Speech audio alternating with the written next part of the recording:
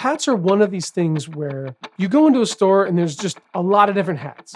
And people don't really think about what they're putting on their head, but it's just like what you're putting on your body.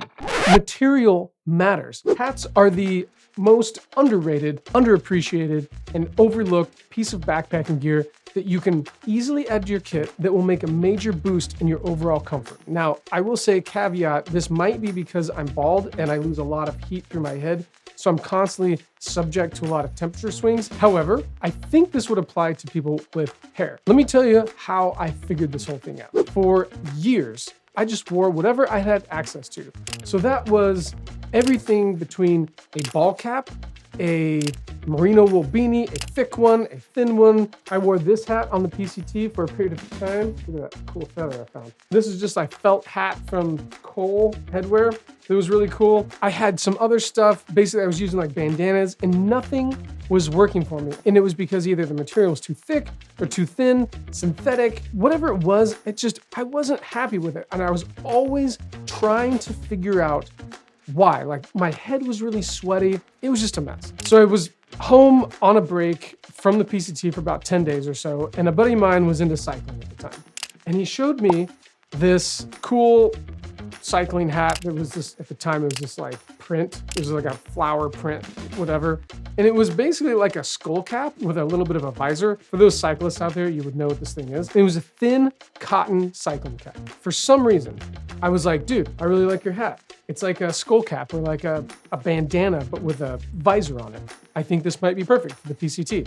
So he gave this to me and I wore this thing from Southern Oregon all the way to Canada, not even really thinking about it. But when I reached Canada, I realized that this silly little hat that I was wearing had been on my head for Oregon and Washington, and I didn't notice it. And that to me was like this, holy smokes, what did I just figure out? Now, again, maybe this hat works for you, maybe it doesn't. That's not the point. The point is that I found a product to put on my head that works really, really well. Whether it's the material or whether it's the weight of it, it doesn't really matter. The hat played a major role in my overall comfort. Now, this was not some mind-blowing overnight success where I was like, whoa, this is so amazing, this is awesome. What it was very similar to when I switched from synthetic and fleece to merino wool. I was like this with my temperature swings, and then all of a sudden, boom, it was just nice and steady, and I would warm up real nice and I would cool down real nice. It was like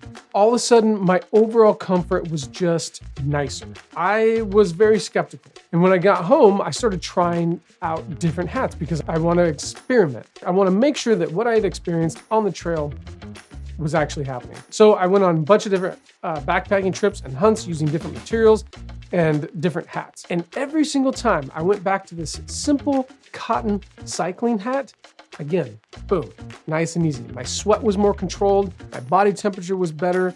Now in the winter, I'll put on a merino wool cycling cap that I have. It's really cool.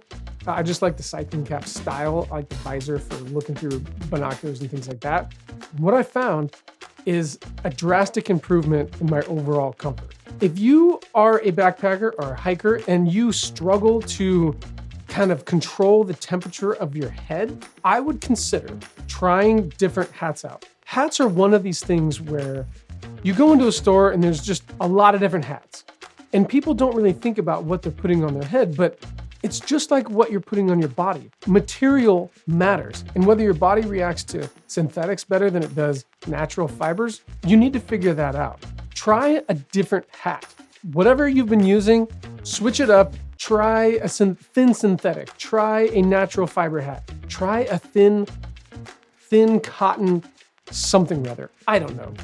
All I'm saying is, I think that if you try different things out, you're gonna find a material or a hat combination that works really well. In fact, I'll leave you with this. In the winter, I've actually started leaving home thicker merino wool beanies and hats because what I found is I can actually layer my head. I put this on, and then I put my merino wool hoodie on, and then I put my insulated hood on, and then I have my rain jacket. And I have like layering system for my head, and now I don't even have to bring a thick beanie anymore. The last time I brought a thick beanie was like 2 years ago, and I decided to leave it at home because I never busted it out of my backpack. If you have something that works really well for you that you think regulates your head temperature a little bit better, let people know what that is and let people know the season that you're using it in. If you want to know more about me, there are links in the video description to the podcast, the backpacking course, and the website. And if you're headed out on an adventure anytime soon, be safe, make great decisions, and we'll see you next time.